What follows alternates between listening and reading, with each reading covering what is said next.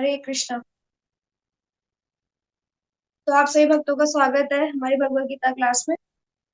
आज हम श्लोक ले रहे हैं, श्लोक नंबर चैप्टर नंबर 15, श्लोक नंबर 10 आज हम लेंगे।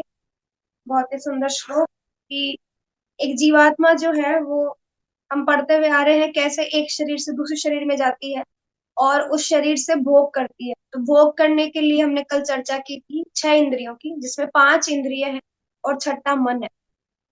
तो ये 5 इंद्रियां जो हमें भोग करने के लिए प्रेरित करती है, वो प्रयास करती है कि हमारा मन जो है वो विषय वासनाओं की तरफ भागे, भौतिक चीजों की तरफ, गलत देखे, गलत सुने, गलत श्रवण करे, गलत चीजों का स्पर्श करे, गलत चीजों का रस ले। तो इस तरीके से, या गलत चीजों को, सुगंधित जो चीजें हैं उनको सुगंध ले।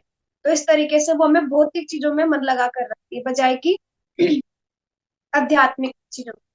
तो ये मन जो है वो भी भटकाता है, और ये मन जो है ये सबका राजा है। तो ये जैसे जैसे आगे आगे भागता है, सारे सैनिक इसके पीछे पीछे भागते हैं। तो इस तरीके से हमने लास्ट कल ये श्लोक पढ़ा था। आज उसी के ऊपर एक श्लोक है, इसी से रिलेटेड। तो हम पढ़ते हैं। श्लोक है, उत्क्रामन्तं स्थितिं वापि भुञ्जानं वा गुणान्वितं विमूढानानुपश्यन्ति पश्यन्ति ज्ञानचक्षुषः।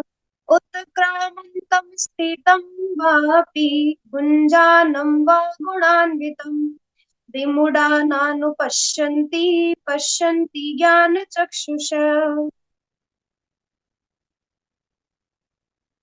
ओमज्ञानतिमिरन्धस्य ज्ञानञ्जनशलाकया चक्षुरुन्मीलितं येन तस्मै श्रीगुरुवे नमः। हे कृष्ण करुणा सिन्धु दीनबन्धु जगत्पते गोपेश गोपिका कान्त राधा कान्त नमोऽस्तुते। तप्त काञ्चन गौराङ्गी शुराङ्गी वृन्दावनेश्वरी वृषभानुसुते देवी प्रणमामि हरिप्रिये। जय श्री कृष्ण चैतन्य प्रभु नित्यानंद श्री अद्वैत गदाधर श्रीवासादि गौर भक्त वृंद। हरे कृष्णा कृष्ण कृष्ण हरे हरे, हरे राम राम राम हरे हरे। नमो विष्णुपादाय कृष्ण कृष्णाय भूतले श्रीमते भक्ति वेदांत स्वामिनिति नामिने। नमस्ते सरस्वती देवी गौरवाणी प्रचारिणे निर्विशेष शून्यवादी पाश्चात्य देश तारिणे। हरे कृष्ण। तो आज का श्लोक नंबर 10, उत्क्रामंतम स्थितम वापि भुंजानम वा गुणान्वितम विमूढ़ा नानुपश्यन्ति पश्यन्ति ज्ञान चक्षुष। हम कल भी बात कर रहे थे ज्ञान चक्षुओं की, और आज फिर से रिपीट हुआ है ज्ञान चक्षु। अर्थ है, मूर्ख न तो समझ पाते हैं कि जीव किस प्रकार अपना शरीर त्याग सकता है, न ही वे ये समझ पाते हैं कि प्रकृति के गुणों के अधीन वह किस तरह के शरीर का भोग करता है। लेकिन जिसकी आंखें ज्ञान में प्रशिक्षित होती हैं, वह यह सब देख सकता है। हम सब जानते हैं कि मनुष्य और जानवरों में एक ही चीज का फर्क है, क्या? कि हम धर्म कर सकते हैं, हम विवेकशील होते हैं, हम विचार कर सकते हैं हमें क्या करना चाहिए और क्या नहीं। जानवरों में उतनी बुद्धि नहीं होती, बुद्धि तो होती है पर उतनी उनकी विकसित नहीं होती कि वो इतना विचार करें कि क्या करना चाहिए क्या नहीं। वो दूसरे जानवरों को मार के खा जाते हैं, उनको अपने एरिया में आने नहीं देते हैं, लड़ाई झगड़े करते हैं, है ना, चिल्लाते हैं, इतना सब। तो ये सब चीजें उनको नहीं पता। वो कहीं भी चले जाते हैं, किसी भी स्थान में टहलते रहते हैं, विचरण करते रहते हैं, जो मिलता है खा लेते हैं, कचरे में भी कुछ पड़ा होगा तो खा लेंगे। तो उनमें इतनी बुद्धि नहीं है कि वो ये विचार कर पाए कि उनको क्या उनके लिए सही है, क्या उनके लिए गलत। लेकिन हमारे लिए, क्योंकि हम मनुष्य हैं, तो हमारे में और उनमें क्या भेद है? वैसे देखा जाए तो हम, एक श्लोक आता है जिसमें मैथुनम चे वाला, जिसमें कहते हैं कि हम खाना खाना, भोग करना, सोना, और मैथुन आदि, जो रिप्रोडक्शन सिस्टम जो होता है, बच्चे संतान उत्पत्ति करना आदि। तो इन सब में क्या होता है, इन सब में भी भगवान जो हमें ये समझाने का प्रयास कर रहे हैं कि आप में और बाकी सब लोगों में कोई भिन्नता नहीं है। सिर्फ एक चीज की भिन्नता है, क्या? भिन्नता ये है कि हम धर्म के आधार पर अपना जीवन जी सकते हैं, जो भगवान ने कहा है, हम उस पर विचार कर सकते हैं, जबकि हम और मनुष्य जो जानवर है एक ही है, एक ही कैटेगरी के हैं। वो भी खाते पीते हैं, सोते हैं, सब करते हैं, है ना। वो भी वो हमारे जैसे धन संचय नहीं करते, लेकिन हम लोग करते हैं। हम भी सोते हैं, वो लोग भी सोते हैं, जबकि हमसे ज्यादा अच्छी निद्रा में सोते हैं। हम तो सो ही नहीं पाते क्योंकि हमारे पास धन है, रे चोर आ जाएंगे, लूट कर ले जाएंगे, तो हम तो सो भी नहीं पाते। बात आई खाने की, तो वो बिल्कुल एकदम टेंशन फ्री होके खाते हैं, हम तो टेंशन में खा रहे होते हैं। आप देखो, एक व्यक्ति जो सुबह से लेकर शाम तक कमाने जाता है, वो जब अपनी प्लेट लेकर खाना खाने के लिए बैठता है, उसके मन में हजारों विचार चल रहे होते हैं। कल पैसा कहाँ से आएगा, कल जॉब में क्या होगा, कल कोई मिलेगा या नहीं मिलेगा, कल लॉस होगा या प्रॉफिट होगा। तो वो अच्छे से खाना भी नहीं खाता, वो उस खाने का स्वाद भी नहीं ले पा रहा जिसके लिए भाग दौड़ कर रहा है ना। और डर, भय जो हम कहते हैं, हम, आप देखो, हमारे अंदर इतना डर है जबकि जानवरों में कोई डर नहीं है। एक कुत्ते को सोते हुए देखा है, जब उसके पास से कोई निकलेगा तो थोड़ा मुंह उठा करके देखेगा, वापस हो जाए, उसको कोई मतलब नहीं, उसको कोई डर नहीं। गाड़ी के नीचे सो जाएगा, उसको पता भी नहीं गाड़ी वाला लेके जाएगा तो मार देगा, लेकिन उसको डर नहीं, है ना। गाड़ी के ऊपर, गाड़ी के नीचे, कहीं भी सो जाएगा वो। और जैसे ही गाड़ी क्रॉस होगी, थोड़ा सा ऊपर मुंह उठा के देखेगा, वापस सो जाएगा, उसको डर नहीं है। ठीक है, लेकिन हम लोगों को इतना डर लगता है। हम रोड पर अगर मान लो गलती से किसी का एक्सीडेंट होते होते बचा, अगले दिन जब जाएगा ना, तो इतना सतर्कता से गाड़ी चलाएगा कि ना मुझे कहीं लग जाए, ना कहीं लग जाए, इतना डरपोक है हम। तो हमारे तो डर में भी अच्छे नहीं। और बात आए रिप्रोडक्शन की, तो हमें तो फिर भी इतनी फैसिलिटी चाहिए कि अरे मतलब संतान उत्पत्ति के लिए हम हॉस्पिटल भाग रहे हैं, हम बहुत सारी मेडिकल केयर ले रहे हैं, हम एक डॉक्टर का अपॉइंटमेंट ले रहे हैं, पूरा ध्यान रख रहे हैं, सब चीजें कर रहे हैं। बस जानवरों को रिप्रोडक्शन के लिए कोई जगह, कोई किसी चीज की आवश्यकता नहीं है, कहीं पे भी बच्चे रिप्रोड्यूस कर देते हैं, और इतने सारे बच्चे कर। तो हम तो जानवरों से भी कई गए गुजरे स्थिति में। लेकिन अगर हम देखें, तो हमारे अंदर है भगवान, जो धर्म की बात की गई है, तो हमें इसलिए कहा गया है, हम विवेकशील हैं, हमें विचार करना चाहिए हम क्या कर रहे हैं, क्या नहीं कर रहे, है ना। तो ये समझा रहे हैं कि एक व्यक्ति, ज्ञान चक्षु किसका होता है, जो ये विद्वान होता है, उसमें पता है मुझे अपने इस जीवन का उपयोग कहाँ करना है, कहाँ नहीं। अगर उसको ये ज्ञान हो जाए, तो वो अपनी पूरी जीवन जो है शास्त्र अनुसार निकाल सकता है, जीवन जी सकता है। अब यहाँ उत्क्रामंतम स्थितम वापि भुंजानम, तीन वर्ड है जो इंपॉर्टेंट है। उत्क्रामंतम स्थितम भुंजानम, तीन स्थिति बताई गई है।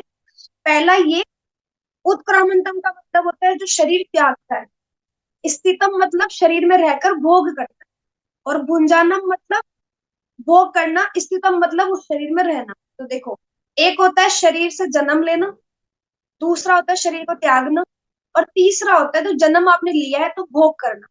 तो आपकी प्रक्रिया ऐसे चलती रहती है, आपका जन्म होगा, फिर आप भोग करेंगे, फिर आप मर जाएंगे, फिर आपका जन्म होगा, फिर आप भोग करेंगे, फिर आप मर जाएंगे। तो यही प्रक्रिया हमारी चल रही है। तो यहाँ बता रहे हैं कि मूर्ख न तो ये समझ पाते हैं कि जीव किस प्रकार अपना शरीर त्याग सकता है। तो हमें कुछ लोग ऐसे बोलते हैं, अरे हमें कैसे पता, हम कैसे शरीर त्याग रहे हैं अपना, हम तो समझ ही नहीं पा रहे शरीर कैसे त्याग सकते हैं। मतलब उनको लगता है कि हमारा एक ही जन्म हुआ है, ये वाला जो भी है, और इसके बाद हमारा कोई जन्म नहीं होगा। उनको ऐसा लगता है हम शरीर को त्याग नहीं रहे, ये एक ही शरीर मिला है बस, इसके बाद ना कोई अगला ना कोई पिछला, कुछ नहीं होता, ऐसा वो लोग कहते हैं। तो यहाँ समझा रहे हैं हमें, कोई मूर्ख ही होगा जो ये समझ नहीं पाएगा कि ये शरीर कैसे त्याग सकता है। ना ही वो ये समझ पाते हैं कि प्रकृति के गुणों के अधीन वह किस तरह के शरीर का भोग करता है। और जब आपको जन्म मिलेगा, क्योंकि आपने जिस हिसाब से संग किया है गुणों का, आप भौतिक दृष्टि से देखें सतोगुणी रजोगुणी तमोगुणी में, तो आप जिस तरीके का संग करेंगे वैसा आपको जीवन मिलेगा। तो जो जीवन आपको मिल रहा है, उसमें आप किस तरह के लोगों का संग कर रहे हैं, और संग करने के बाद में आप शरीर का भोग कैसा करेंगे। लेकिन जिसकी आंखें ज्ञान में प्रशिक्षित होती है वह यह सब देख सकता है। लेकिन जिसको ज्ञान जिसने ले लिया है, उसको पता है कि मैं अपना शरीर जो है वो किस तरह से मुझे, उसको अच्छे से पता है कि जैसे कपड़े बदले जाते हैं हर 2 मिनट, 5 मिनट, 10 मिनट बाद में। हम देखते हैं हमें कहीं जाना है तो अलग वस्त्र होते हैं, हम घर में है तो अलग वस्त्र होते हैं, हम स्कूल कॉलेज वगैरह जा रहे हैं तो अलग वस्त्र होते हैं। तो हम जो वस्त्र चेंज कर रहे हैं, हम जो कपड़े चेंज कर रहे हैं, वैसे ही शरीर चेंज होते रहते हैं, पता भी नहीं लगता। तो इसलिए समझाया जा रहा है, तो वही समझेगा जो ज्ञान की दृष्टि से इसे देखेगा। ठीक है, ये यहाँ समझा रहे हैं आगे। हम तात्पर्य में चलते हैं। तात्पर्य जय श्री प्रभुपाद। ज्ञान चक्षुष शब्द महत्वपूर्ण है। बिना ज्ञान के कोई ना तो यह समझ सकता है कि जीव इस शरीर को किस प्रकार त्यागता है, और ना ही यह है कि वह अगले जीवन में कैसा शरीर धारण करने जा रहा है, अथवा यह कि वह विशेष प्रकार के शरीर में क्यों रह रहा है। क्या कहा है? ज्ञान के बिना अगर कोई देखे तो वो ना तो ये समझेगा कि शरीर किस तरह त्यागा जाता है, ना ये समझेगा कि ये शरीर अगले जन्म में कैसे जा रहा है, और ना ये समझेगा कि शरीर में क्यों रह रहा है, इस विशेष शरीर में ही क्यों रह रहा है, ये विशेष शरीर हमें कैसे मिला। तो ये सब चीजें वो नहीं समझेगा। इसलिए इसके लिए पर्याप्त ज्ञान की आवश्यकता होती है, जिसे प्रमाणिक गुरु से भगवत गीता तथा अन्य ऐसे ही ग्रंथों को सुनकर समझा जा सकता है। तो कैसे समझेंगे, कैसे आएगा ज्ञान? प्रमाणिक गुरु से सुनकर आए। चार परंपराओं की बात की थी हमने, चाहे कुमार संप्रदाय हो, है ना, चाहे वो हमारे ब्रह्म माधव गौड़ीय संप्रदाय हो, चाहे रामानुज संप्रदाय हो, है ना, श्री संप्रदाय, और एक संप्रदाय और रुद्र संप्रदाय। तो चार संप्रदायों के लिए कहा गया है। तो जो चार संप्रदायों की बात हम करते हैं, इन चार संप्रदायों से बाहर हमें नहीं जाना चाहिए। चार संप्रदाय प्रमाणिक है, और इन प्रमाणिक संप्रदाय से हमें गुरु बनाना चाहिए। और अभी जो कलयुग में जिसका विशेष बोलबाला है, ब्रह्म माधव गौड़ीय संप्रदाय, चैतन्य महाप्रभु जिस परंपरा में आए, भगवान स्वयं जिस परंपरा में आए हैं, है ना, और भगवान के भक्त जो इतने बड़े बड़े वरिष्ठ भक्त जिस परंपरा में आए हैं, हमें उसी गुरु परंपरा को फॉलो करते हुए, जिसमें हम हैं अभी, उसी को फॉलो करते हुए हमें अपने ही प्रमाणिक गुरु से इसको सुनना चाहिए। इस ज्ञान को हम सुनेंगे तो समझेंगे, और जब समझेंगे तो फिर भोग आसक्तियों को हम थोड़ा कम कर लेंगे, नहीं तो हम इस भोग आसक्तियों में ही लगे रहेंगे।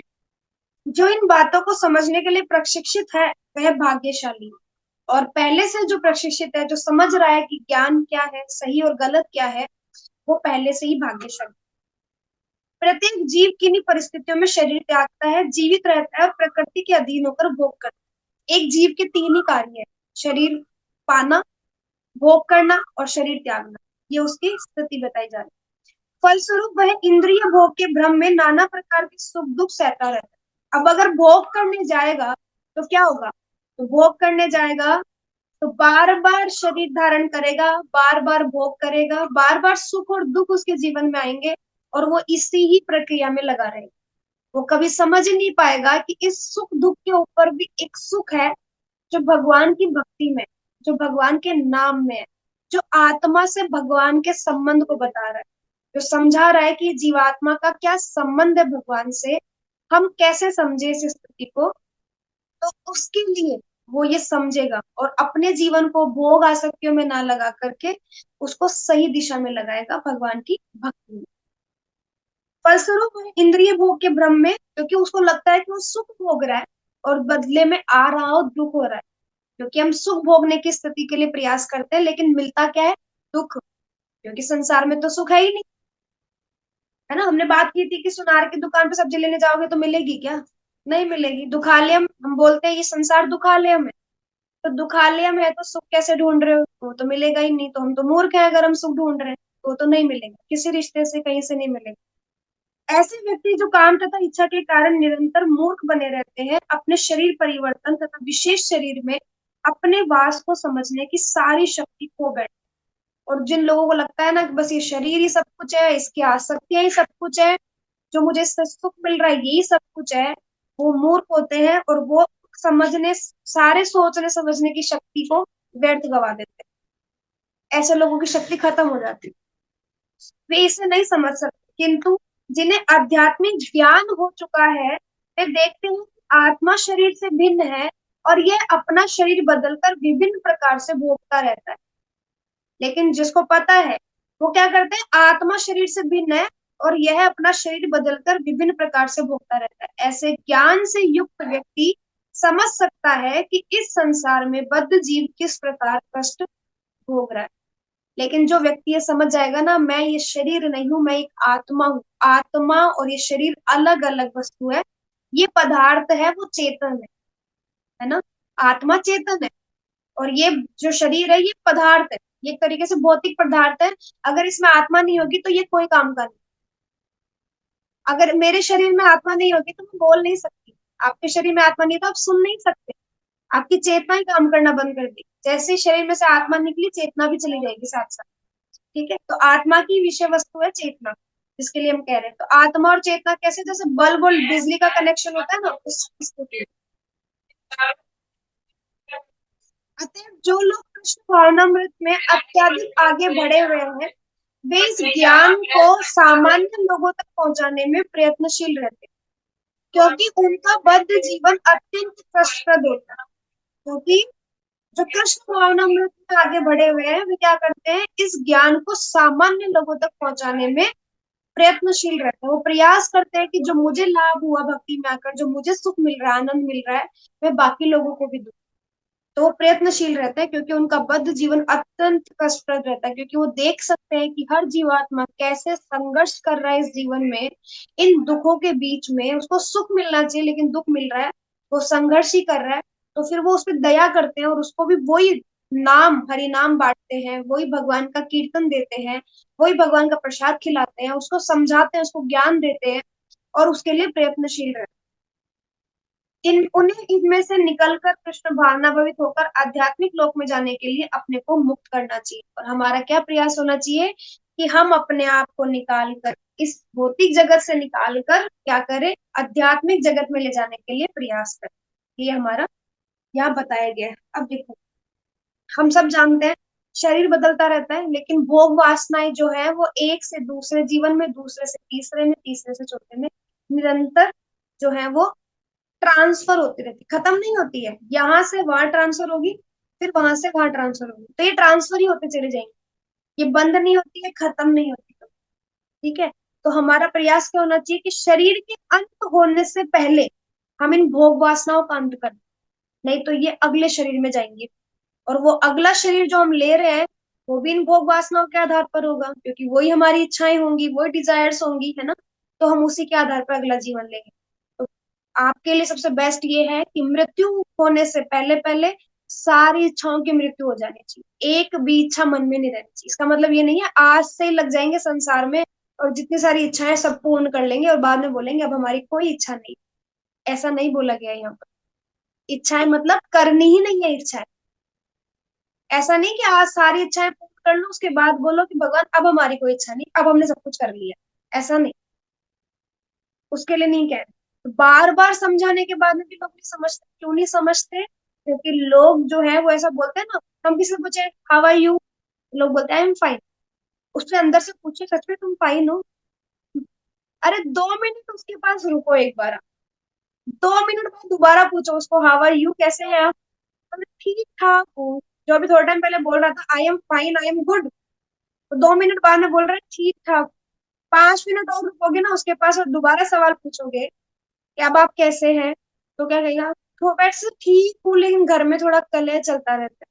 10 मिनट और बैठो उसके पास, फिर कहेगा थोड़ा घुटनों में भी, पैर में भी दर्द रहता है। फिर कहेगा थोड़ा सर में भी दर्द रहता है। अरे बहू बहुत कट कट करती है घर में। अरे बीवी बहुत सुनाती है घर में। अरे बच्चे किसी की नहीं सुनते। और थोड़े टाइम पहले उसका स्टेटमेंट था I am fine, I am good, मैं तो बहुत मस्त हूँ एकदम, है ना। और उसके बाद में वो ऐसे बात कर रहा है, इसका मतलब दुख सबके जीवन में है, लेकिन हम औपचारिकता में बोल देते हैं I am fine, I am good. कोई हमसे बैठकर पूछे कितना दुख है, तो हम पूरी किताब भर देंगे बोल बोल करके कि कितना दुख है देखो हमारे जीवन में। हम सुखी नहीं है, हम सुखी होने का दिखावा करते हैं दुनिया के सामने। कोई ये ना कह दे अरे दुखी क्यों है, अरे ये तो दुखी रहता है पूरा टाइम, इसलिए हम उनके सामने दिखावा करते हैं। ऐसा नहीं होता, ऐसा नहीं होना चाहिए। लेकिन ऐसा भी नहीं है कि हम हर किसी को ये बोलते फिरे कि no no I am not good, क्योंकि मैं ठीक नहीं हूँ। जो व्यक्ति समझे उसी के सामने हम ये बातें कर सकते हैं। लेकिन हमें बोलना चाहिए, संसार में हमें यही बोलना चाहिए आई एम नॉट गुड। भाई मैं दुखी हूँ, क्योंकि संसार ही दुखों का है, तो मैं दुखी हूँ, सुखी कैसे हो सकता हूँ? ताकि लोग आपसे जब प्रश्न पूछे तो आप उनको ये जवाब दो कि हाँ भाई दुखी है, हम सुखी नहीं है। लेकिन हरिनाम जब लेते हैं तो सुखी रहते हैं। ऐसे लोगों को आंसर दो तो लोग जुड़ेंगे आपसे, कनेक्ट करेंगे। और यहाँ पर देखो, भगवान ने एक इम्पोर्टेंट वर्ड जो है वो यूज किया है, विमूढ़ा। मूढ़ मतलब होता है मूर्ख, और विमूढ़ का मतलब होता है विशेष तरीके का मूर्ख। कौन होता है वो?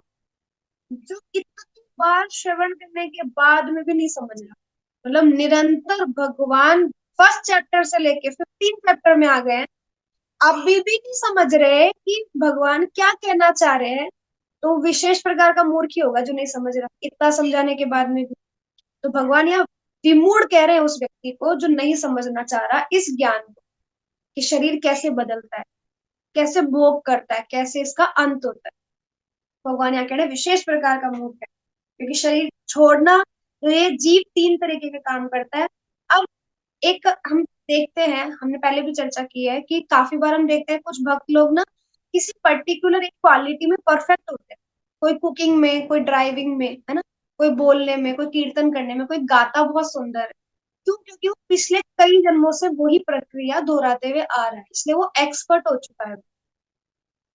कुछ लोग ऐसे होते हैं, हम देखते हैं ना, मतलब कॉलेज टाइमिंग में, स्कूल टाइमिंग में हम देखते थे कि कैसे कोई फ्लर्टिंग करते हैं, कैसे कोई गर्ल्स को मतलब अपनी तरफ कोशिश करता है अट्रैक्ट करने की, कोई कैसे स्टंट मारते हैं। हम देखते हैं ना रोड पे लोग चलाते हैं तो बाइक नहीं चला रहे, तो मतलब सांप चला रहे होते हैं, ऐसे स्टंट मारते हैं। ये सब क्या है? अरे उन्होंने, यही उन्होंने प्रैक्टिस की है पूरा जीवन भर, जिंदगी भर, मतलब पिछले जन्मों में भी। तो अभी वो इतने एक्सपर्ट हो चुके हैं कि वो गिरते नहीं है। अब हम जैसे अगर गुलाटी मारने पे जाए ऐसे साइड बाइक पे, स्कूटी पे, तो हम तो वहीं गिर जाएंगे, क्योंकि हमने ऐसे कोई प्रैक्टिस की नहीं है, हमें तो आती ही नहीं है। तो हर कोई व्यक्ति अगर किसी पर्टिकुलर चीज में पारंगत है, जैसे कोई बहुत अच्छा सेल्समैन है, आप उससे कोई भी सामान बिकवा सकते हो, वो इतनी अच्छी मार्केटिंग करता है ना। देखते हैं ना, हम शोरूम वगैरह जाते हैं, मैडम ले जाओ आप, हम कुछ भी सामान दिखाने के लिए जाते हैं, हम शॉप पे गए कपड़े उपड़े लेने के लिए, तो सेल्समैन इतने परफेक्ट होते हैं कि वो कैसे भी करके हमें खुश करके वो चीज हमें बेच देंगे, भले हम लेने नहीं गए थे, लेकिन ले आएंगे हम। तो ये उनके तरीके होते हैं। ये एक्सपर्टीज आई कैसे? क्योंकि इतने जन्मों से उन्होंने वही किया। हम झूठ बोलते हैं, अरे बोलना नहीं चाहता मैं, लेकिन निकल जाता है। कैसे निकल रहा है वो झूठ? क्योंकि इतने जन्मों से हमने झूठ ही बोला है, तो वो झूठ ही निकलेगा, है ना। तो इतने टाइम की एक्सपर्टीज जो है ना उनके अंदर, ये इसलिए वो इतने एक्सपर्ट हो चुके हैं उस पर्टिकुलर काम में। अब क्योंकि हम करोड़ों वर्षों से यही करते हुए हैं, तो गुणान्वितम, गुणान्वितम का मतलब क्या होता है? कि हम हर स्थिति में बद्ध है, हम हर अवस्था में बद्ध है। क्यों? क्योंकि दो ही जीवों की उत्पत्ति भगवान ने यहाँ बताई है, एक तो बद्ध है, एक नित्य मुक्त है। तो हम तो नित्य बद्ध है, नित्य मतलब हर समय हम बद्ध स्थिति में हैं। और हम कभी मुक्त नहीं होंगे, ये भी ध्यान रखना, हम नित्य मुक्त स्थिति में नहीं जाएंगे कभी। जिस अवस्था में हम है उसी अवस्था में हम रहेंगे, हमारी आईडी चेंज नहीं होती है। हम नित्य मुक्त थे, तो नित्य मुक्त वाले नित्य मुक्त ही है, ऊपर ही है। नित्य बद्ध है तो इस संसार में है, हम नित्य बद्ध ही रहेंगे। इसका मतलब ये नहीं है कि हम संसार में रहेंगे, आइडेंटिटी चेंज नहीं होगी, भले ही हम बैकुंठ चले जाएं, भगवान के गोलोक धाम चले जाएं, लेकिन हम नित्य बद्ध वाली स्थिति में ही नहीं। आइडेंटिटी चेंज नहीं होती, आईडी प्रूफ चेंज नहीं होगा, वैसा ही रहेगा। जैसे आधार कार्ड चेंज नहीं होता ना, जैसा है वैसा ही रहेगा, कोई बदलाव नहीं आता उसमें। वैसे गुणों से हम बंधे रहते हैं, चाहे वो स्वर्गवासी हो, मृत्यु लोकवासी हो, या पाताल लोकवासी, चाहे कोई भी हो, सब गुणों से बंधे हुए हैं। ब्रह्म लोक से नीचे तक के सारे जितने लोग हैं, सब गुणों से बंधे हैं। कहीं पर तमोगुण ही ज्यादा भारी है, कहीं पर रजोगुण ज्यादा भारी है, कहीं सतोगुण ज्यादा भारी है। अगर आप देखो देवताओं की स्थिति में तो सतोगुण ज्यादा भारी है, तो वो लोग बहुत अच्छे कर्म करते हैं, पुण्य कर्म करते हैं, ये सब दान पुण्य आदि करते हैं, तो राजाओं की गद्दियों में बैठे हैं, आज स्वर्ग आदि के देवता बने हुए हैं। अगर नरक में जाओगे तो तमोगुण ही ज्यादा है, तो इतने सारे पाप कर्म किए हैं कि वो तमोगुण में है ना। और अगर मनुष्य में हो तो सारा मिक्सअप है, सतो रजो तमोगुण का तीनों का मिक्सअप है, तो हम मृत्यु संसार में बने हुए हैं। तो हम सब गुणों से बंधे हुए हैं, कोई भी पीछे छुड़ा हुआ नहीं है। सिर्फ वैकुंठ और गोलोक धाम ही एक ऐसा है जहां पर ये तीनों गुण काम नहीं करते, अदरवाइज हम सब जगह तीनों गुणों से बंधे हैं। अब ज्ञान चक्षुषा के लिए क्या गया है, तो ज्ञान के नेत्रों से देखना होगा। ज्ञान के नेत्र कैसे होंगे, कैसे मिलेगा? प्रश्न आता है ना कि कैसे मिलेगा ज्ञान चक्षु, क्योंकि सबके पास तो भौतिक आंखें ही है। तो ज्ञान चक्षु कैसे मिलेगा? अपने आप भगवत गीता पढ़ने से मिल जाएगा? नहीं मिलेगा। कैसे मिलेगा? जब गुरु से रेगुलर अटेंटिव हियरिंग करेंगे तब। जब गुरु ये देखेंगे कि कितना अच्छा भक्त, अच्छा शिष्य है, रेगुलर क्लास में आते हैं, रेगुलर श्रवण करते हैं, तो जब गुरु की कृपा दृष्टि हम पर पड़ेगी तो हमें वो ज्ञान जो है वो समझ में आएगा। आप कितना ही भगवत गीता पढ़ लो अपने दिमाग से, आप कितना ही समझ लो उसको, आप समझ ही नहीं सकते। क्यों? क्योंकि अभी आप उतने सक्षम नहीं है बिना गुरु के कि आप भगवान की वाणी समझ पाओ। खुद से डायरेक्टली पॉसिबल नहीं, जब तक कि प्रतिनिधि ना समझाए।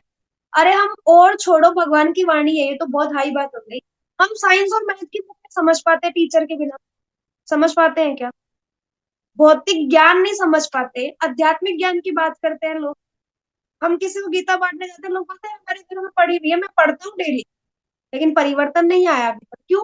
क्योंकि वो जो पढ़ा हुआ है वो ज्ञान गया ही नहीं अंदर, वो समझ ही नहीं आया, इसलिए परिवर्तन नहीं आया।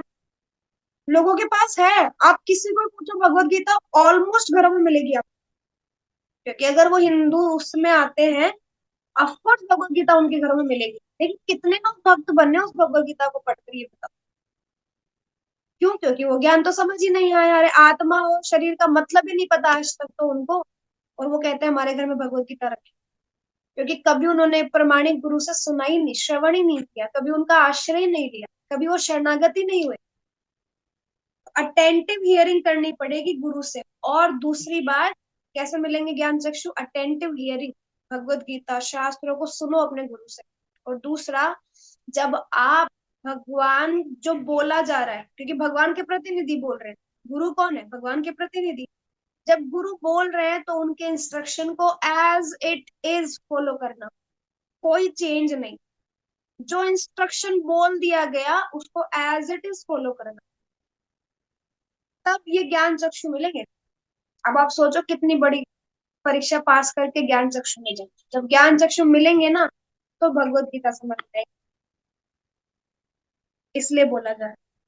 और अगर आप चाहते हो कि भक्ति में, हम काफी बार ऐसे कहते हैं कि अरे जब सब कुछ भगवान के हाथ में ही है तो हम क्यों कर्म करें, घर बैठ जाते हैं। हम नहीं कमाएंगे, हम नहीं करेंगे घर का काम, भगवान खाना भी भेज देंगे, भगवान पैसा भी भेज देंगे, हम चला लेंगे घर, है ना? हम कर्म करें क्यों जब फिर हमारे हाथ में कुछ है ही नहीं तो? हम कर्म, हमारे हाथ में दो चीजें हैं। क्या? हमारे हाथ में है प्रयास करना और आग्रह करना। हमारा ये होना चाहिए कि हम प्रयास तो करें। जैसे एक डॉक्टर है, हम डॉक्टर के पास जाते हैं कोई इमरजेंसी केस लेके, हम बोलते हैं प्लीज प्लीज प्लीज डॉक्टर बचा लो। डॉक्टर क्या बोलता है? मेरे हाथ में सिर्फ प्रयास करना है, बाकी तो ऊपर वाले के हाथ में, ऐसा ही कहता है। वो ये तो नहीं बोलता अरे मैं बचा लूंगा, आप तो बस पैसे जमा कराओ, 8 10 15 50 लाख रुपए आप जमा करा दो, मैं बचा लूंगा। वो ऐसा तो नहीं बोलता, क्योंकि उसको पता है उसके हाथ में नहीं है। क्योंकि साइंस तो उसने भी पढ़ी है, वो भी जानता है कि इस शरीर से ऊपर भी कुछ है। तो इसलिए वो, भले ही हम दुआ उनसे कर दे, दवा की पूर्ति वो करेंगे, लेकिन दुआ तो भगवान से ही करनी पड़ेगी हम। तो प्रयास भी हमें करना है और साथ साथ में भगवान से धीरे धीरे पीछे पीछे से आग्रह भी करते जाना है, प्लीज भगवान आप निकालो इन सब चीजों से। प्लीज ये मुझे इंद्रियां जो है वो इतना भटकाती है, इन इंद्रियों को थोड़ा संयमित करो, मेरा मन भक्ति में लगे। तो आग्रह भी करना है और बार बार अपने इंद्रियों को भक्ति में भी लगाना, दोनों चीजें करनी पड़ेगी, प्रयास भी और भगवान से प्रार्थना। तो ये दो चीजें करेंगे तो भक्ति में प्रगति होगी। और जहां आपको लग रहा है कि आप भक्ति में 2 साल पहले जहाँ खड़े थे आज भी वहीं खड़े हो, इसका मतलब आप अपराध कर रहे हैं। जहां आप 2 साल पहले थे आज भी अगर आप वहीं खड़े हो, कोई परिवर्तन नहीं आया आप में, इसका मतलब आप भक्ति में अपराध कर रहे हैं, आप गलतियां कर रहे हैं, आप पाप कर रहे हैं, अपराध कर रहे हैं। इसलिए आपका पतन हो रहा है। पतन होना क्या होता है भक्त का? भक्त का कभी पतन नहीं होता, क्योंकि भक्ति कभी नहीं गिरती, कभी नष्ट नहीं होती भक्ति। वो जहां था वही रुक गया, उसका यही पतन है। जहां था, अगर वो वहीं रुक गया है, आगे बढ़ नहीं रहा है, तो उसका यही पतन है। हम बोलते हैं ना, लोगों को देखते हैं, हम 10 10 15 15 20 20 साल से भक्त जुड़े हुए हैं इस्कॉन मंदिर से, हम देखते हैं गुरुओं का कितना उनको सानिध्य मिला हुआ है, कितना उनको संग मिलता है, इतना आशीर्वाद है उन लोगों के ऊपर, फिर भी नहीं हो पा रहे। क्यों? क्योंकि पीछे पीछे से इतने अपराध करते हैं वो, कि वो उस स्थिति में उठ ही नहीं पा रहे, उससे आगे नहीं बढ़ पा रहे, भक्ति में प्रगति नहीं कर पा रहे। दिख तो रहा है कि 15 20 साल से जुड़े, लेकिन देख के लगेगा नहीं कि इतना सीरियस है, इसलिए नहीं लगता। तो हमें ऐसे लोगों को नहीं फॉलो करना होता। हम फॉलो ऐसा करने लोगों को करना होता है जो दिन प्रतिदिन प्रयास कर रहे हैं भक्ति में आगे बढ़ने का, कि हाँ भाई भक्ति में आगे बढ़ना है, हमें प्रयास करना है पूरा पूरा, कि हम भक्ति में निरंतर आगे बढ़े। हर दिन हमारा एक प्रयास होना चाहिए और उस प्रयास की प्रगति में दिखनी चाहिए कि हम आगे बढ़े।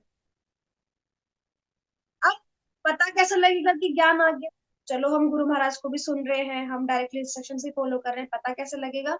उस ज्ञान का अनुभव होने लगेगा, वो दिखने लगेगा, पता होने लगेगा। कुछ कुछ चीजों में जैसे पहले आप डिसीजन लेते, अब आप डिसीजन लेते हो तो फर्क आ जाएगा। पहले आप जिस चीज को जिस दृष्टिकोण से देखते थे, अब आप अलग दृष्टिकोण से आप उसको देखते हो, तो परिवर्तन आ जाएगा। जैसे फॉर एग्जाम्पल, घर में बहुत लड़ाई झगड़े होते थे पहले, तो हम भी गुस्सा होकर के कुछ ना कुछ बोल देते थे उसके अंदर। हमें भी मतलब गुस्सा आ जाता था कि बस मार देंगे, अब काट देंगे, कुछ कर देंगे। लेकिन अभी अभी घर में अगर ऐसा कुछ होता है, कोई सामने से हमें सुना रहा है, कोई कुछ कर रहा है, तो हम अपने काम से काम रखते हैं। अब हमें ऐसा लगता है ठीक है, प्रारब्ध है, कट जाएंगे ये भी, लेकिन हमें प्रत्युत्तर नहीं देना, हमें कुछ नहीं बोलना सामने से। हमारे में ये बदलाव आ जाता है, धीरे धीरे करके हमारे अंदर ये बदलाव आने लगता है। हम अनुभव करने लगते हैं कि हाँ, मैं प्रगति कर रहा हूँ, मैं बढ़ रहा हूँ धीरे धीरे आगे। हाँ देखो, मेरी ये कमी सही हुई, अच्छा मेरे अब मेरे में ये कमी है, मुझे इस पे काम करना, मेरी ये कमी ठीक हो गई। इस तरीके से आप आगे बढ़ेंगे, है ना? जैसे एक चीज देखे, हम बोलते हैं ना कि हम बोल रहे हैं कि शरीर को लेना, जन्म लेना, फिर शरीर में भोग करना, फिर त्यागना उसका, फिर उसको अगला शरीर मिलेगा जैसा उसने भोग किया। इसका मतलब, जैसे पहले के टाइम पे कैमरा हुआ करते थे ना, तो कैमरे कैसे होते थे पहले? एकदम बड़े बड़े कैमरे होते थे, पूरा अटैची जैसे सूटकेस जैसे, और पूरा सेटअप सिस्टम और ये सब करना पड़ता था। तो वो सारा सेटअप वगैरह जो भी हम कर रहे हैं, उसको इतना बड़े सामान को लेके जाना पड़ता था, और फिर वहां फोटो क्लिक होगी और वो निकलेगी बहुत टाइम बाद। ऐसा नहीं हैंड टू मिल गया, आज तो पासपोर्ट फोटो हमें अपनी फोटोज हैंड टू मिल जाती है, तो टेक्नोलॉजी आ गई। पहले नहीं मिलती थी, इतना कुछ कैरी करते थे, लेकिन हमें बोलते थे, "अरे हिलो मत, डुलो मत, एक ही जगह खड़े रहो, जैसे खड़े हो वैसे, नहीं तो खराब हो जाएगी फोटो, है ना, पेपर भी खराब हो जाएगा जिसमें फोटो क्लिक होके आएगी। अब तो बहुत सारे सिस्टम आ गए, तो हम हिलते डुल जैसे ही हम हिलेंगे डुलेंगे वैसे होंगे। अब जैसी लास्ट पोजीशन में आप हो और उसी टाइम पे कैमरे ने फोटो खींच दी, तो जिस कंडीशन में आप होंगे उसी टाइम पे फोटो आपकी खींच जाएगी। अगर मैं ऐसे हूं तो ऐसी ही फोटो आएगी, अगर आंख बंद है तो आंख बंद वाली ही फोटो आएगी। ठीक है, चेंज नहीं होगा। अंत काल में भी ऐसी स्थिति होती है हमारे साथ। जैसी स्थिति में हम जिस चीज का स्मरण लास्ट समय में करेंगे, एकदम कि बस प्राण निकलने ही वाले हैं, और उस टाइम पे हमारा जो स्मरण हुआ, जिस चीज के बारे में हमने विचार किया, बस उसी स्थिति के अनुसार हमें अगला जीवन मिल गया। फिर उसमें आगे पीछे का फेर नहीं होगा, फिर कोई परिवर्तन नहीं होगा, फिर खराब ही गया आपका वो जीवन। जैसे वो फोटो खराब हो जाती है ना, अगर हिल डुल गए, ब्लर आ गई, खराब हो गए, एक्सप्रेशन खराब आ गए, फोटो खराब हो गई, काली हो गई, अच्छी नहीं आई, क्लियर नहीं आई, है ना, वैसा ही स्थिति अगले जीवन के लिए होती है। इसलिए हमें बहुत ध्यान रखना चाहिए। जैसे सेल्फी टाइम पे बहुत ध्यान रखते हैं ना हम कि सही खींचनी चाहिए फोटो, एकदम इस एंगल से आनी चाहिए, नहीं नहीं इस एंगल से आनी चाहिए, वैसा ही एंगल पता होना चाहिए। जब अंतिम समय में हम है ना, उस टाइम पे पता होना चाहिए हम क्या विचार करें। जैसा विचार करेंगे वैसा ही अगला जीवन होगा। अब देख लो, भगवान का नाम किसी ने लिया अंत समय में, तो फिर उसको भी भगवान का सीधे सीधे धाम मिलेगा। और ऐसे हर कोई भगवान का नाम ले नहीं सकता, क्योंकि उसे जीवन भर प्रयास किया होगा उसका, इसलिए वो अब भगवान का नाम ले पाया अंतिम समय। जैसे एग्जाम्पल है, फॉर एग्जाम्पल हमारे अंदर हम देखते हैं, हमारे अंदर और मूर्ख व्यक्ति में, जैसे बंदर होते हैं, बंदरों को देखा है आप लोगों ने, सबने देखा है। हमारे पास बंदर घरों के बाहर आते हैं, तो वो तार पे भी चल रहे होते हैं, करंट वाले तार जो चल रहे होते हैं ना उनके ऊपर भी, तो उनको पता ही नहीं इस तार में करंट आता है, उनको नहीं पता ना करंट आता है तार में। अब हमारे अंदर बुद्धि है, अब हमें पता है कि इस तार में करंट है, एक बार हमने हाथ लगाया, करंट आया, तो दोबारा हम हाथ नहीं लगाएंगे, है ना। लेकिन एक बंदर है, उसी करंट से चिपक करके थोड़ा टाइम पहले एक बंदर खत्म हुआ था, दोबारा सारे बंदर उसी तार पे से होकर के गुजर रहे हैं। इसका मतलब उनमें भी बुद्धि नहीं है इतनी कि उनको ये पता हो कि ये करंट मार देगा ये तार। हम भी उतने ही मूर्ख हैं, हम बंदर जैसे ही हैं। कैसे? हमें पता है कि पिछले जन्मों से हम जो गलत काम करते हुए आए हैं, उसी लिए हम ये दुख भोग रहे हैं आज। फिर भी इस जीवन में समझने के बाद में भी हम वही गलतियां कर रहे हैं और अगला जीवन तैयार कर रहे हैं। तो हम कौन से बंदर से कम है? हम भी वैसी स्थिति में हैं। हम समझ ही नहीं पा रहे कि इस तार को पकड़ने से करंट लगेगा, इस ये जो मैं भोग वास्तव में लगा हुआ हूँ, इससे मुझे जो अगला जीवन मिलेगा, ये मैं जीवन अपना खराब कर रहा हूँ खुद के हाथों से ही। तो भी नहीं समझ पा रहे, तो हम तो बंदर ही है।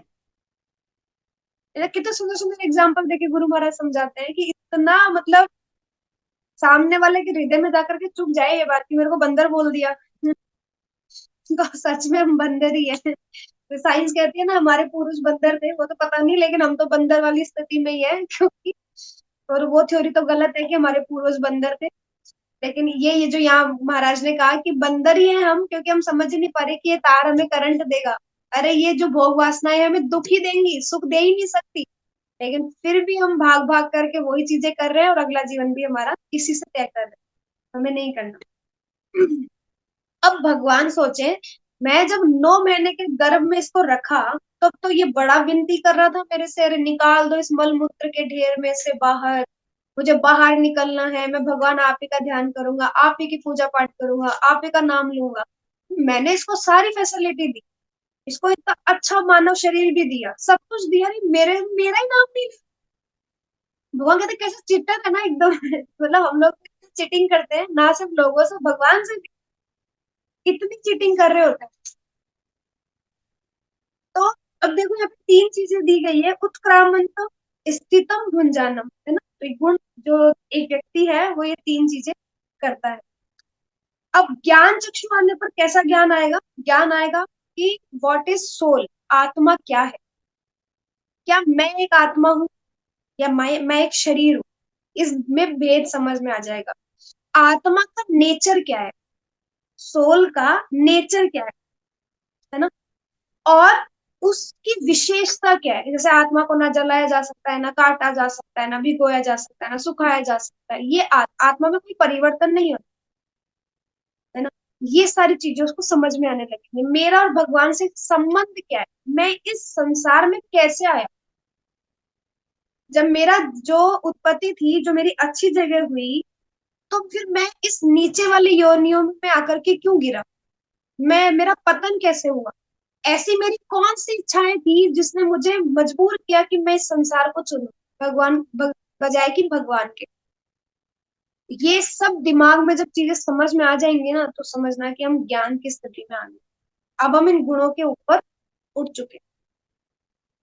और जिस गुण में, लास्ट जिस गुण में आप शरीर छोड़ रहे हो, उसी गुण के आधार पर आपका शरीर आपका मिलेगा। लेकिन ज्ञान चक्षु के आधार पर अगर आप चीजें करेंगे, तो आप ये तीनों गुणों से तो ऊपर उठ ही जाओगे, और आप अपने शरीर को एक नई दिशा दोगे। आप अच्छा शरीर पाने के लिए आप प्रयास करो, और ना सिर्फ अच्छा शरीर, बल्कि मनुष्य योनि दोबारा, अगर इस जीवन में भक्ति कंप्लीट नहीं होती है, तो दोबारा करो।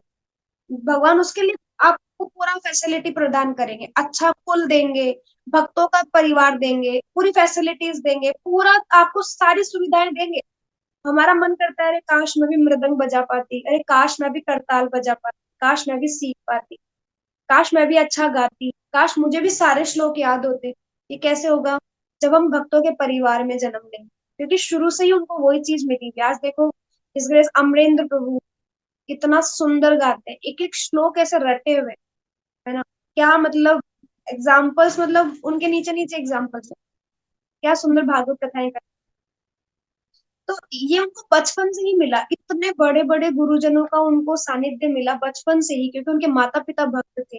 और ऐसा कह सकते हैं कि ये भक्ति खुद की पूरी करने नहीं आए, हम जैसों का उद्धार करने आए। मतलब इतनी कम उम्र में भी वो इतने सारे शास्त्रों की नॉलेज रखते। ये बहुत सुन, मतलब ये हमारे लिए एक इंस्पिरेशन है उनको देखे अगर।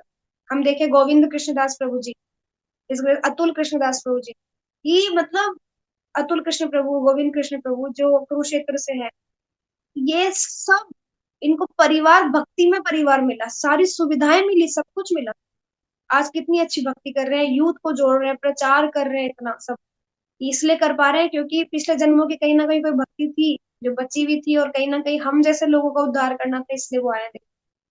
बचपन से ही वो सब चीजें मिली, तो भगवान वापस हमें वो चीजें देते हैं ताकि हम वो सब चीजें कर सके। लेकिन हमें क्या करना होगा? हमें मृत्यु की तैयारी करनी है, सीरियस होना पड़ेगा। और थोड़े जब नए लोग होते हैं ना, उनको डराओ, उनको मृत्यु का भय दिखाओ, उनको समझाओ ये जो 28 तरीके के नरकों की वर्णन हुआ है ना, इन नरकों का वर्णन पढ़ो एक बार, दोबारा जीवन ले दोबारा जन्म लेने का सोचोगे भी नहीं। मतलब उसका विचार ही त्याग दोगे कि हम दूसरा जन्म लेंगे। इतना खतरनाक नरकों का वर्णन हुआ है ना भागवतम में, तो दोबारा कभी नहीं सोचोगे कि दोबारा जन्म लेंगे हम और गलत कर्म करेंगे। जब भी कर्म करने जाएंगे ना, नरक याद आ जाएगी, ये मृत्यु याद आ जाएगी। मृत्यु किस तरीके की मृत्यु होती है, वो मृत्यु का समय जो होता है ना, उस टाइम पे ऐसे लगता है जैसे पता नहीं कितने बिच्छुओं ने एक साथ काट लिया, ऐसे आत्मा को शरीर से अलग किया जाता है। उस टाइम पे तो ऐसे लगता है जैसे पता नहीं, मतलब मैंने तो नहीं एक्सपीरियंस किया है, सिर्फ सुना है। तो ऐसे मतलब फील होता है, ऐसा कहते हैं कि सारी बॉडी की हड्डियां एक साथ टूट गई हैं। अब आप सोचो, एक हाथ की अंगुली फ्रैक्चर हो जाए तो कितना दर्द होता है। सिर्फ एक अंगुली फ्रैक्चर हो जाए तो, अगर पूरी बॉडी की हड्डियां एक साथ टूट जाए तो कितना दर्द होगा। इतना दर्द होता है जब मृत्यु होती है, जब आत्मा को शरीर से अलग किया जाता है, खींच करके ले जाता है यमराज एकदम। और उतनी यातनाओं में, जब अगर पाप करा है तो। इसलिए हमें मतलब प्रयास करना चाहिए कि हम जो है वो किसी भी तरीके से गलत स्थितियों में ना पड़े, कभी भी ना जाए। इसलिए ऐसे लोगों को, जो नए नए लोग जुड़ते हैं ना, उनको तो मृत्यु का पाठ पढ़ाना चाहिए, उनको तो नरकों का वर्णन करना चाहिए। वो गलत कर्म करेंगे ही नहीं तो। और भुंजानम के लिए कहा जाता है कि ये समझना चाहिए कि भोग करके हम कभी सुखी नहीं हो सकते। क्यों? क्योंकि हमें लगता है कि हम भोग कर रहे हैं, जबकि भोग तो हमें ही भोग कर रहा होता है। कैसे? समय तो बीत रहा है, हमारे पास तो समय सीमा कम है, 50 साल 100 साल, हमारे पास उतना ही समय है। अरे ये समय तो परमानेंट ही है, कभी खत्म हुआ ही नहीं। हमारा समय खत्म हो रहा है, लेकिन वैसे तो समय कम्प्लीटली चल ही रहा है, कब से चल रहा है और चलता ही रहेगा आगे तक भी। तो समय का तो कुछ बिगड़ नहीं रहा। ये भोग की वस्तुएं भी उतनी ही सारी अवेलेबल है, इससे कई ज्यादा बढ़ गई है। अभी तो हम देख रहे हैं बहुत सारी भोग की वस्तुएं बढ़ गई हैं। तो ये तो बढ़ती रहेंगी, इनका कभी अंत नहीं होगा, अंत होगा हमारा। तो हमें ये समझना चाहिए कि ये भोग करने की स्थिति में हम हमारा समय खराब कर रहे हैं, हमारा ही जीवन खराब कर रहे हैं, क्योंकि हमारा ही समय इंपॉर्टेंट है, हमारे पास ही कुछ गिनती का समय है, जो अगर हमसे छीन लिया गया तो फिर हम बाद में क्या करेंगे। लेकिन हम तो भोग वासनाओं में ही लगे कब से। तो हमारा यही प्रयास होना चाहिए, ऐसा नहीं पुनरअपि मरणम पुनरअपि जननम, हम इसी में लगे रहे, बार बार जन्म बार बार मरण, चलते रहना तो बस। बार बार ये पाप की गठरी को धोते धोते धोते थक गए अब हम। तो हमारा ये प्रयास कि हम कैसे भी करके इस भक्ति भक्ति मार्ग को चुने, और हम अपने आप को पूरा समर्पित कर दे भगवान को, कि भगवान जो कुछ आपने मुझे दिया है, ये शरीर ये इंद्रियां सब कुछ आपका है, आप ही चलाओ इसको। कंट्रोलर उन्हीं को दे दो पूरा, कि अब रिमोट कंट्रोल आप ही के हाथ में है, आप ही चलाओ जैसे चलाना है ना। कितने जन्मों से हम प्रयास कर रहे हैं, भगवान प्रयास करते करते करते करते अब ला करके भगवान ने मनुष्य योनि में दी है। और अब भगवान कह रहे हैं, अरे अब तो भजन कर ले भाई, मैं इतने जन्मों से समझा रहा हूँ, तेरे साथ साथ चल रहा हूँ, अब आप देखो हम कितने नीचे से नीचे योनियों में चले जाए, हम नरक में भी जाते हैं ना, तो भी परमात्मा साथ होते हैं हमारे। आप मानोगे कितनी बड़ी स्थिति है, हम नरक में भी जा रहे हैं, अरे पाप हम कर रहे हैं, परमात्मा क्यों जा रहे हैं हमारे साथ। लेकिन वो हमें एक मिनट के लिए इधर से उधर कहीं नहीं छोड़ते पाप, पूरा टाइम हमारा साथ देते हैं। एक वही है जो हमारे साथ नरक हर आदि चीजों को भोगने को तैयार है। क्या हमारा कोई रिश्तेदार, क्या हमारे पति पत्नी बच्चे हमारे साथ जाएंगे नरकों की यातना भोगने के लिए? आपको लगता है एक भी जना जाएगा हमारे साथ? अरे वो भी छोड़ दो, अगर हमारे आज भौतिक जगत में हम हैं, अगर हमारे पे पुलिस केस हो जाए, हमें कोई पकड़ के ले जाए, क्या परिवार जाएगा हमारे साथ कि नहीं बेटा तू तो घर है, तेरी जगह मैं जाऊंगा जेल में? ऐसा है? तूने किया है ना गलत, तो तू ही जा। हम कितने हितैषी अपने घर के लिए, हम कितना सब कुछ करते हैं अपने घर के लिए, लेकिन गलती करेंगे तो हम ही भेज देंगे कि तुम ही जाओ, तुम भुगतो आगे जाओ, हम नहीं करेंगे तुम्हारा सपोर्ट गलत है। लेकिन भगवान गलत सही हर स्थिति में हमारे साथ खड़े रहते हैं। इतना तो हमें विचार करना चाहिए, भगवान नरक जैसी यातनाओं को भोगने के साथ में भी हमारे साथ जाते हैं, जबकि उनको उससे कोई फर्क नहीं पड़ता। वो हमारे साथ यातना नहीं भोग रहे, लेकिन हमारे साथ प्रेजेंट होते हैं।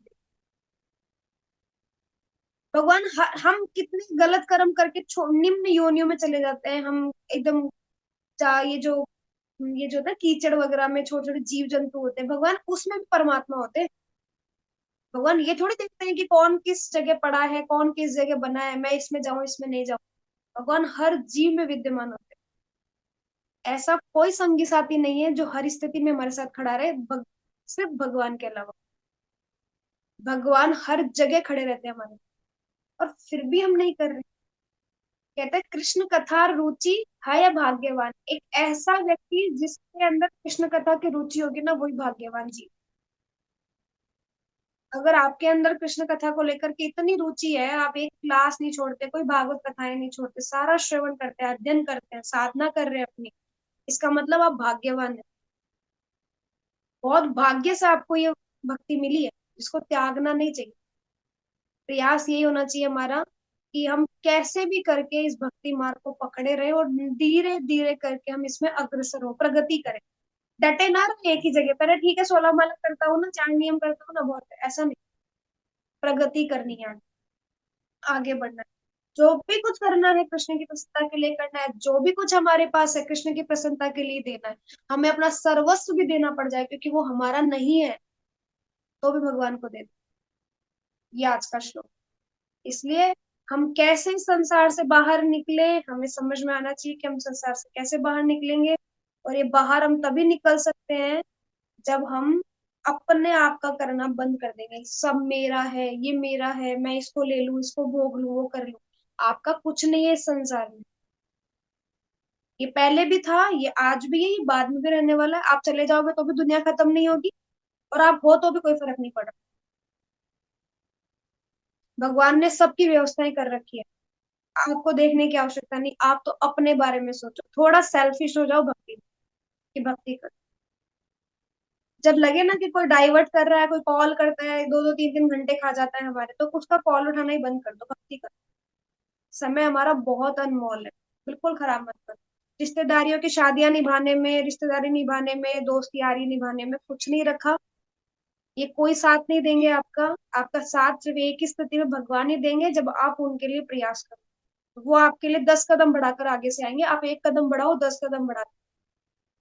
तो आप बस प्रयास करो कि भगवान की भक्ति में हम लगे, उनकी प्रसन्नता के लिए करें, जो भी करें पूरा समय उन्हीं को समर्पित करें। ठीक है। Hare Krishna, thank you so much.